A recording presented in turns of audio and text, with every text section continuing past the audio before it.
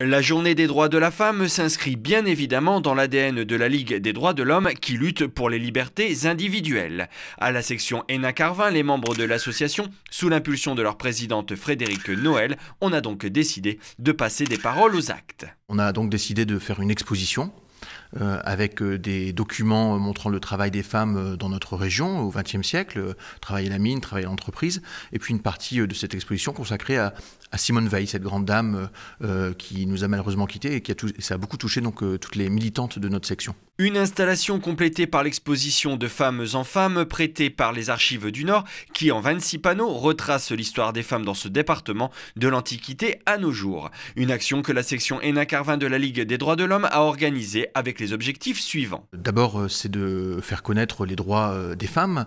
C'est quelque chose qui n'est pas acquis aujourd'hui, parce qu'on sait que les femmes ont des salaires toujours moins importants que les hommes, donc c'est important de se mobiliser. La conquête des droits des femmes est une longue conquête. L'autre objectif, c'est de faire connaître notre association, qui est une association généraliste, qui se bat pour les droits de tous, qui se bat à la fois contre le racisme, contre l'antisémitisme, contre toutes les discriminations, donc pour les libertés individuelles, la liberté d'expression, la liberté d'opinion, la liberté religieuse dans le monde. Donc l'objectif, c'est aussi de se faire connaître, d'inciter les gens à venir adhérer à notre association. Une association dont les membres se réunissent actuellement tous les deuxièmes mardis de chaque mois à Noyelles-Godault. Nous avons, au fil du temps, au fil des ans, des manifestations annuelles. Je pense au concours de poésie qui est organisé chaque année. Nous ne manquons pas de nous manifester lorsque nous sommes apostrophés par l'extérieur, par les événements extérieurs, sur les manquements aux libertés individuelles.